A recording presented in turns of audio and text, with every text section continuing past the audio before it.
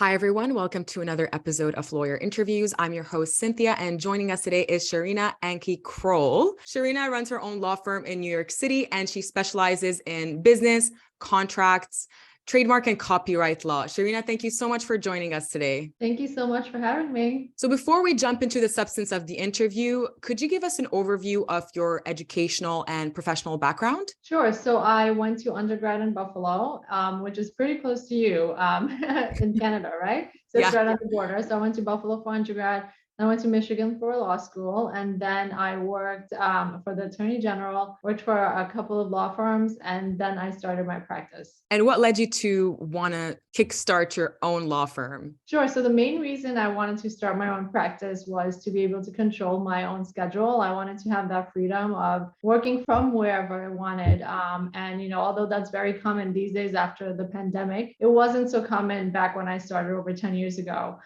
So that was kind of a groundbreaking thought at that point, that you could really work from wherever and wouldn't have to meet with people only at your office. So that was the main reason I started my own practice. And the other reason was to basically have control over my destiny, right? To practice the way that I wanted to. For example, doing Instagram lives and Instagram reels, right? These may not be considered the best options for a lot of the big firms, but because I'm my own boss, I can do a lot of this fun stuff. And that's very interesting because in our profession, and I talked about this with other lawyers, is how we have that pressure to maintain that professional look, that seriousness. So I took a look at your reels and they're so much fun and it shows a different side. And I find that is very interesting to see, right? Thank Especially. you. I actually struggle with that, to be quite honest, because of that stigma, right? Of like, not, if you're not serious, you're not a good lawyer. And that really takes me off, because you don't need to always be so unapproachable and unfriendly looking. I mean, that's not me. So the fact that I'm able to really show who I am, friendly, approachable, reliable person through my reels is wonderful. But I do struggle with it, to be quite honest. I'm like, oh, should I put this up for the world to see? Will they take me seriously? What will they think? So those are thoughts that I do have. I'd be lying if I said I'm always like, oh my God, let me just put this up. That's not the case. A lot of thoughts go through my head. And oftentimes I am nervous to put things out there, but I just do it anyway. Have you ever had someone reach out to you after you've posted a video seeking legal advice? Absolutely. Actually, I've been getting a lot of clients through Reels, and that's probably because it reaches so many people that I wouldn't otherwise be able to reach, right? So it's a very diverse group of clients that I'm getting because of my involvement with Instagram. That's interesting. And also, even in your work in IP, I'm assuming that understanding that IP is even more relevant than ever now that we are engaging in reels and using people's audios. So my question is, nowadays, posting on social media has become the norm. People are changing their privacy settings, they're posting, reposting, tagging, but we don't understand the consequences of our content being out there or who owns it. As an IP lawyer, what is your advice for content creators to keep that control over their content? Sure. So first of all, follow me, because I put a lot of these little tidbits of information into my reels and other posts. So the first thing you need to remember is whichever platform you're posting on, whether it be Instagram, TikTok, Facebook, Twitter, whatever the case is, you need to understand that you really don't have control over what happens to that content once you post it, because you are agreeing to the terms and conditions, terms of use and privacy policy of that platform. So unless you want to sit down and just read every bit of the 200 something pages of those agreements, which pretty much no one does, I would say just understand that you really don't have any control over what happens to that content after you post it.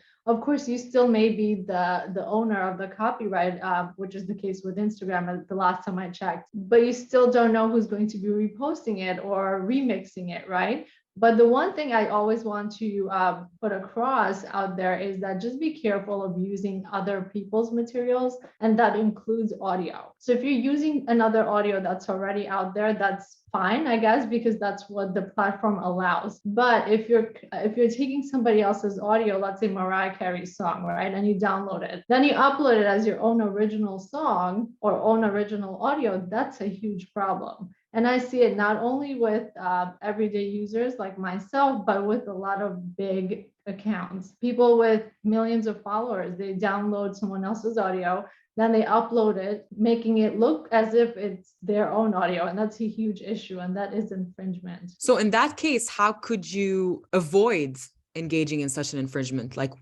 how can you mitigate that? Well, don't make it look like it's yours, right? If it's someone else's, but you are able to, use that audio as Instagram, for example, allows you to use it by hitting, use audio for the reel. At least you're abiding by the platform's rules, right? Whether or not the platform will ever get sued is, something we need to wait and see. But I would assume something as big as Instagram would have licenses from those artists to allow its users to have that audio be used. But as soon as you download it and make it look as if it was yours, that's a problem. Okay, interesting. Sorry, that And was a lot of information. yeah, and also it's true because in our days we don't understand the impact of that, because we think, oh, it's on social media, that means no one owns it, right? It's like I could, Right. because they recycle people's ideas, right? So oftentimes someone comes up with an idea, they create an audio, they create, let's say, a trend, and people follow it, and we don't really think about the consequences. We don't think about, but can they actually pursue you for that infringement? I mean, if you're just doing a trend, right? Let's say there's a trend for one particular song, and you're doing the dance and you're doing the song just by, using that audio, just hitting use this audio. That's probably fine, because at the bottom of each reel, you will see where that audio is originating from, right? Hopefully it's from the actual artist. For example, like I gave Mariah Carey. So I would say Mariah Carey's name. However, if you have now downloaded that song and you upload it from your phone or your whatever device, then it will show up as your own, and you won't be giving credit to that artist. So that's the fine point that I'm trying to make. As you know, we are living in a world full of podcasts. As an IP lawyer and someone who specializes in contract law, can you share with us the problems that may arise when individuals, they start a podcast together without a written contract? Sure. So before anything else, I would just like to give the disclaimer to anyone watching that this is not legal advice. So this is just for informational purposes. If you want legal advice, you can contact me. I have to say it. So when you are a podcast host, right? And I've actually had clients who are podcast hosts and they have very successful podcasts. You need to have that contract in place, because the person you're interviewing, let's say they didn't want you to publish that interview on certain platforms, right? Or to use it to make money down the road. So when they find out that you have done those things, they may get upset. And it's not even a malicious attack of any sort by any party, but it's just the understanding would not be there, right? The mutual understanding would not be there. So by having a contract, you're spelling out for your guests that these are the things that I'm asking you permission for. And once that party signs it, you have a contract and they can't really do anything about it, even if they are upset down the road. So it's really important that you do have that contract in place. Okay, that's interesting. And let's say they say orally, okay, this is the terms of our podcast. This is how it should be. Is oral enough? It's enough as long as there are no conflicts, right? So that's why it's always a great idea to have a written contract for anything that you are getting into, especially for business. So if there's any sort of transaction, any sort of business that you're willing to, or you're hoping to gain from that activity, you should always have it in writing. It's not just, a reassurance for both parties, but it also protects you if there is a dispute in the future. And even best friends can get into disputes, right? So your understanding may be something different from your best friends. And then when you get into, let's say, a podcast together, your best friend may have thought you meant something else by whatever description you gave them orally, right? But once it's in writing, you can look at that and interpret it a lot more clearly than if you're just speaking to each other. So it's always a good idea to have it. And I always would recommend that you have a professionally drafted contract and not just one that you download off the internet. Now, a little bit to deviate a little bit from the podcast conversation, I can see that you previously shared your opinion with CNN regarding Kanye West losing his partnership with Adidas, which I find very interesting. Could you share with us a summary of the points that you raised? Sure. So the whole conversation was around the fact that, Kanye West's partnership ended. And that was because of some of the comments that he made. And now would Adidas own the rights to the designs and the color schemes that he came up with for his product Yeezy, right? So that was the whole idea behind that talk. And yes, generally speaking, and again, I never looked at the contract between those two parties because it's not made public yet, and I don't know if it ever will be. But the industry standard is that Adidas would be the owner of his designs. So this is something that would have had to be negotiated within the contract. Again, we're going back to written contracts, right? So it would have all, it would all be governed by that contract. But if there wasn't a contract, saying otherwise, it would be Adidas who would own all of that, all those assets, intellectual property assets. Oh, that's interesting. Yeah, it's sad for him, but I have no idea what happened in his contract and what clauses there are, what the attorneys agreed to, which is why it's really important even for small business owners, not just big giants like Kanye West or Adidas. It's really important for you to put everything in writing while there is an agreement and there is no dispute. So when that does happen, you can fall back on that document that you created when the times were better. In your line of work, do you do a lot of IP work with the fashion industry? Yes. So I work with all types of businesses. However, I do have, my own passions about certain topics, certain industries, and those are fashion, beauty, the creatives. And what do I mean by creatives? It's podcasters are included in creatives, people who create things, right? So that's the easiest way of thinking about it. People who are creative, they create things. So fashion, beauty, creatives, and the pet industry. So a lot of pet businesses are my clients. I go around the country talking about intellectual property to all these industries and their conferences. So you may have seen me somewhere. I'm sure someone watching would have seen me somewhere. You said fashion and my mind just lit up because fashion is my passion. Love it. And what is your opinion on, fashion and our industries? Because, we don't have a lot of that going on in law. And I was wondering, what's your opinion on, basically embracing fashion, even as a lawyer, especially as a female lawyer?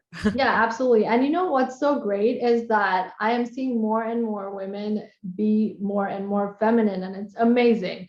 And even from like 10 years ago, when I started my own practice, there weren't so many cute outfits for women attorneys, right? It was just like not so exciting looking pantsuits, but now I'm seeing more designs and I love it. So actually, I'll tell you this, maybe some of your audience members will like it. For the first time in about 7 years, I did buy some pantsuits. I hate calling them pantsuits, by the way. I just like to call them power suits. So I bought a bunch of them because now they look better, they fit you better. And I've always been all about looking your best, right? So you can feel your best, you can feel more confident. And I'm just so happy to see that the fashion industry is finally becoming more relevant to women attorneys as well, and not just, other industries. So yeah, I think, if you are into fashion, don't be afraid to show it off, as long as, personally speaking, anyway, I still like to be modest when I'm dressing for legal events, right? Or legal meetings. But that's obviously up to you. But if you are into fashion, why not just show it off? So if you can really own it, it's perfect. So whatever it is that you're wearing, that you're into, show your confidence, and that's all that really matters. So in your opinion, what are the maybe top 3 do's and don'ts when dressing up as a female attorney? I would say still, try to keep that code of professionalism intact, right? I wouldn't dress up as as if I was going out to go clubbing, right? When I'm going to court. So I would say still keep in mind that you need to be professional.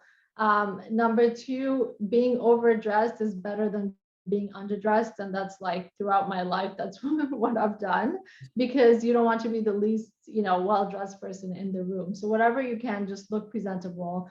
And number three, I think there's a lot of ideas out there about wearing the most expensive thing you can find. But remember, the most expensive doesn't necessarily translate to you looking your best. What's going to make you look your best is what you feel comfortable in and that fits you well. So don't worry so much about how much you spend on an outfit as much as you should worry about how you look and feel in it. That's a good point. And I'm pretty sure I'm not the only one who says that, but first impressions matter. It matters. And especially, and I don't know if people will agree with me, but especially when you're a junior attorney or you're just starting off and you want to start making a name for yourself, and how do people perceive you? This is crucial, because once you're at a certain level and you have established your reputation, you have your clients, you could let loose a little bit. You can have fun. You can take it easy. You can, be laid back. But when you're just starting off as a junior, in my opinion, I don't know if you agree with me, but you give it your all and you put your best foot forward, especially as a junior attorney, and people don't know your reputation. All they see is what you present. Right. Right. And that I absolutely agree. And that goes along with what I just mentioned about being better dressed rather than being not very well dressed, right? It speaks volumes. At least it shows that you cared enough to make yourself look presentable, because no one wants an attorney that's going to show up in court looking like they just rolled off the bed. I mean, I wouldn't. And that's all I can speak from, right? My own experiences. If I see an attorney like that, which I have, unfortunately, a lot of them, you just assume they're not put together in their legal thought process as well. So that's something you need to keep in mind. Maybe not everyone thinks the same way that I do, but I'm sure a good amount do, right? So that's my opinion. No, that's true. And especially when you're just starting off, you want to build that reputation. Also, for someone like you who's filming reels, who's posting yourself on social media, you want to showcase that, okay, this is who I am as a person. And if you want to get to know me and if you want to learn more, then come and do a consult with me. And this is what I like, is that what people see in the beginning, they don't really see your legal skills. Right. You can't really show your legal skills in reels anyway. That's the sad part for our profession, right? Yeah. If it's an object you're selling, if they're goods you're selling, you can easily show that product. For us, we don't have a product other than typed out papers. Who's going to want to see that? And something else that, you just mentioned about the reels and how you present yourself in reels. I tend to not wear many suits in my reels. I tend to just stay pretty casual, and that's very calculated. That there's a reason for that. First of all, I don't always wear suits, right? Second of all, I only work with small business owners and startups. I don't want to look that intimidating wearing a suit all the time, and I'm not always going into my office, so there is no reason for me to sit around in a suit. So it's more about being authentic and being able to relate to other people. I always hope I look presentable enough, but I don't always dress up like I'm going to court. But that's because I actually thought about what I was presenting and putting out there. And that's how I think my audience really connects with me. Oh, and I really like that, because I said this in one of my earlier videos, where we are seeing that side that's relatable. And because, as I said again, I believe that people, they want to go for the lawyers that they can connect with and they relate to. And not only are you the master of the law, but also you are someone that understands their business, right? Mm-hmm. If you're working with content creators, if you're working with people who do podcasts and they see you do podcasts and creating content, and they'll understand that there's what's legal and then there's what's practical. And most likely we are the ones who guide typically clients to the compromise between what's practical, what's legal. They want something, it might not go their way. So I also find that part of you being someone who they relate to is someone who can tell them, I create content and I know how it works. So I understand your struggle and I'm here to help. Yeah, absolutely. And you know what it is a lot of the older attorneys, they're like, oh my God, how much time do you spend on making reels? In fact, my last reel was about that. So if you want to take a look, feel free. So a lot of these attorneys, they're not very open to creating reels because it's a new channel.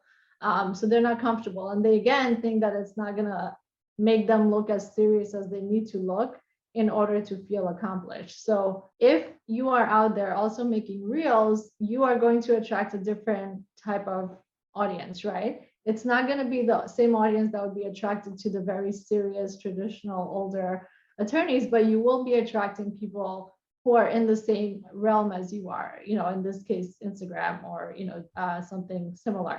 So yeah, it's all about who you are as a person and what you want to project, and that's the type of people you're going to be attracting. And what I do like to say is that for every video, my question is, what is the added value? Every time you're posting a video, how can I help others? How can I transmit a message? So as long as there's value in that video, I believe that lawyers should embrace that new trend. As long as there's value, and because at one point you don't want to end up being in a situation where people are starting to feel like, is she a lawyer or is she just a content creator? So I believe there is a line that we can maybe draw as long as we can transmit that value.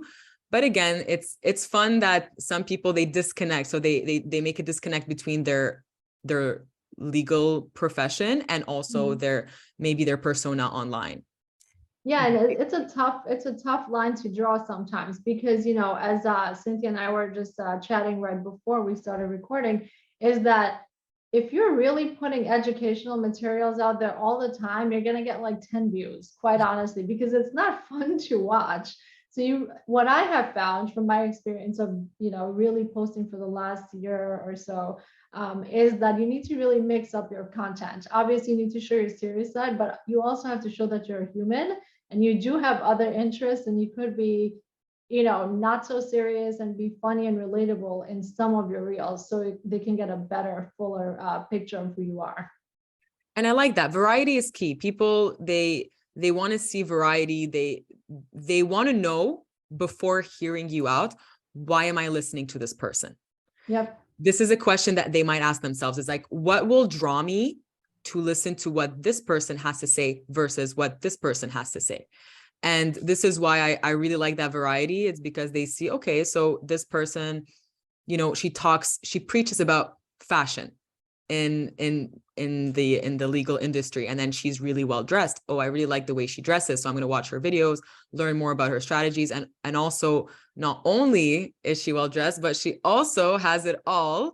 So I wonder if you would be comfortable discussing work-life balance in the legal industry and how you can really have it all. Sure. So, I love that phrase, having it all. And what I've realized over the last decade of having my own practice is that, you can have it all, but your definition of what that all is needs to change over time. It needs to evolve just like you are as a person. When I was an associate attorney working for another firm, I thought having it all would be to have a house, to have a big law firm job, to have a family, to have this and that. But over the years, as I started my own law practice too, I've realized that the definition of all has to change. It can't stay the same because you are changing and growing as a person. Hopefully you're growing, not going backwards. So having it all could mean, all of those things. However, if you're focusing all your attention or most of your attention in your business versus your family, your family is going to suffer a little. Whereas if you're focusing mostly on your family and not so much your business, that's going to suffer a little. So I think the biggest thing we all need to realize is that having it all is possible, but your expectations need to match that level that you're looking for. You can't be, looking to be the partner at like the biggest law firm while still wanting to have a very close relationship with your kids and be there for everything that they do. That's just not realistic. You need to clone yourself, right? It's not possible. But can you still be a successful business owner or a successful professional and still have a family that you see pretty often? And I say pretty often because you literally can't be in both places at the same time. It's not physically possible. So you need to understand that, your definition of all needs to change if you want to continue to be happy and to meet those goals that you set for yourself. And that really ties back to what you were saying in the beginning is I started my own law firm because I want to own my time. Yeah. And I like that. And it's the reality, because we see a lot of the big partners and big firms, what they're doing is they become really good at what they do. They establish a diverse clientele. And then they realize that if I open my own law firm, I can own my time. Right. And we see that happening with the top partners at top firms, and they end up opening their own firms. And how would you say that experience, when you're, let's say you are already a top partner at a law firm, at a big firm, and then you open your law firm, versus when you're just starting out? So when you're a junior attorney and you're just starting your law firm, how does that experience really compare? Sure. So before I answer that too, I want to point out that I have met a lot of attorneys who have spent their entire lives, at these large law firms, but they all have the same complaint. Either they forgot that they should start a family, or they regret the fact that their children grew up and they were never there. So keep those in mind if you're, thinking about starting your own practice, that it is, you have to value or evaluate which of those two things you value more, so you can make a better decision. So now going back to your question, Cynthia, I think once you have already become like a top partner, if you want to start your practice, it would be harder to understand, the everyday running of a business, procedure, right? Because you have had all these people under you to do all those little bits of work that you never even thought of, right? But when you are a younger attorney or just starting off and haven't really had that experience of being at the top where everybody does your work, you learn every step of the way. You know how to, do your invoices, you know how to do some marketing, you know how to speak to your clients. You'd be surprised at how many big law attorneys don't know how to speak to clients, because it's not in their, it's not on their table of things to do, right? So you learn everything, I think, if you start off as a younger attorney. And you start your law firm, and I think you have a better handle on how to do the day-to-day activities and the necessities for your business. That's interesting. And I want to leave the audience of today's episode inspired by a great quote.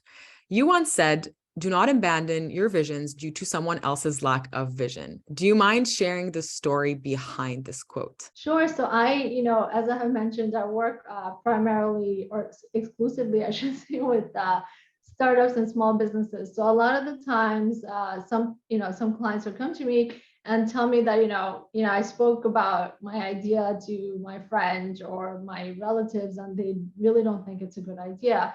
So what ends up happening is that you start doubting yourself, right? Like, oh, is this really not a good idea? Should I really go after this dream of mine? Because what do I know, right? That's the seed is planted in your head by someone else. Of course, you may also doubt yourself, which is, I think, much better than having someone implant a seed of doubt into your head, right? So don't let that happen. If you have your doubts, you can work through them. However, if you tell everybody your business actually before you start it, it might be much harder for you to even get it off the ground, because you have all these people telling you you probably can't do it. It actually happened in my case as well. When I started my law practice, I was 27. So, everyone was like, oh, shouldn't you work for some other law firms, really understand it? What would you know about running a law firm so young? And I started wondering, well, I guess I don't know anything, but I can probably figure it out. But you need to have a very, very strong personality to be able to overcome so many people telling you not to do it because of X, Y, and Z. And that particular reel was inspired by me overhearing someone talking at a department store over a phone call. I guess her friend had called her to say that, he or she is starting a business, and all I could hear was her end, because she's, in the aisle next to me, and she's like, really? I mean, like, how would you even know how to start it? And then she would, backtrack and say, no, I'm not trying to be negative, but I'm just telling you the reality. But you know what? Like, she may not have that courage or that inspiration or that ambition to do what her friend is capable of doing, but she has already, planted that doubt and negativity into that person's mind, which I don't think is good for anyone. So yeah, if you want to fail, you can fail on your own terms, just not someone else's. I highly agree with that. And it's true, because in law, at what point do we graduate and we take a pause and we reflect upon, what do I want versus what are people telling me I should want? And this is where, because in second year law school, as you know, there's the recruitment process, and then you enter that that phase of recruitment and big firms, and I believe at what point are we really reflecting upon what we really want? And this is why it's important to share knowledge and to basically share our experiences to others who are also just starting out in the legal industry. So thank you so much for sharing that great quote. Thanks. And so that concludes our interview of the day. I hope you enjoyed the interview, and let us know your thoughts in the comments section, and please subscribe to our YouTube channel, and see you next time.